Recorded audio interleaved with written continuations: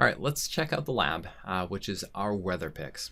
All right, so I fired it up here, and at first, it looks just like regular WeatherPics, right? So if I were gonna run this guy, whatever I can see, I can scroll through different WeatherPics, and I can add and remove and do various things. So all the things that you're used to doing in the last lab. But you're gonna notice that there's a new button up here. So show mine, right? So this is actually all WeatherPics users.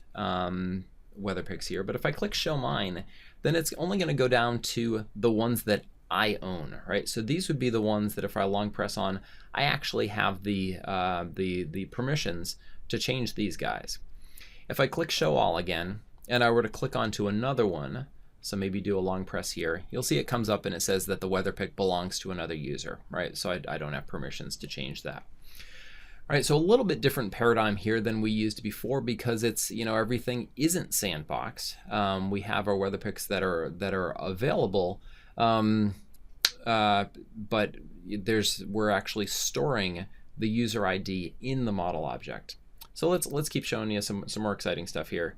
So if I log out, so that was actually the email password user that I had created. But now we see that if I do log in with Twitter, we'll give it a second, and it'll ask whether Twitter is going to ask whether I'm letting the app use this or not. And I think I chose the option that it doesn't remember it, my acceptance. So it's going to go through this. It stutters for a second, and then now we're logged in as the Twitter user, and you see even that it popped up there from Twitter, and it gave my display name, which was kind of neat. So I grabbed that out of what Twitter returned. Now we see everything, but now when I do show mine, it's actually showing me 4 different ones because the Twitter user actually, I created most of these existing WeatherPics as the Twitter user. Okay. Sue, what is different about this? First of all, well, big picture here. So we're using 2 forms of authentication, as you saw: email password, like the videos, and then you're going to learn a third-party one. I use Twitter, nothing magical about it, except that probably out of Twitter and Facebook, I think Twitter's is a little bit easier to use, so that's what I chose. And you saw the options to toggle between showing everybody's and showing my own. To support that, I added the UID to the model. So you're going to see here that here's my email password UID, and here's my Twitter user's UID. And I'm going to add them in there, and I'm just going to do something called filtering in Firebase rather than using the ID in the path, right? So everything isn't sandbox, everything is in here. But instead of when I set up a listener for the WeatherPics path for its children, I'm only going to ask for specific children, and I'll teach you how to do that in the lab. All right. Let's see what this looks like over in Firebase.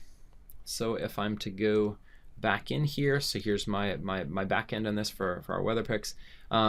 So email password, I went through and enabled Twitter authorization, and if I go up into my data here, I see that I actually have 6 on the back end, and that this first one, that's an email password one, and it looks like that's a different email password, and then all the rest of them are going to be Twitter users here.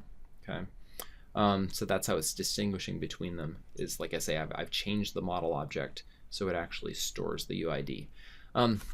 I show that to you not to make things confusing, because I know it is different than how we did things in the videos, but just because this might be the paradigm that some of you are going to want to use in the future, and I'd really like you to have experience sort of using both of them so that you have the option of choosing which you like later.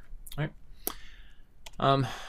So if we're going to summarize here, finally, so the point should be loud and clear here. The Firebase lets you authenticate in many different ways, right? So you're going to have experience with certainly most of these. So here's Rose Fire, and then one of these 3 as well. Okay.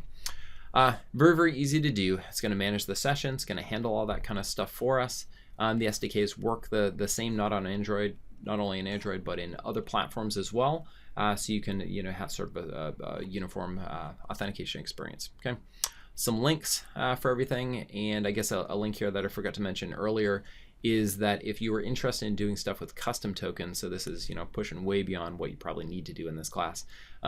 But if in case you're interested in learning about it, so there's a link into the Firebase documentation for how to do that, and so you can get a little bit of insight into what Tyler did. That's all we got for you. So enjoy the lab. I know you're gonna have a lot of fun, even though it's a pretty long one again. But I think it's gonna be very, very helpful for you in the future. All right, talk to you later.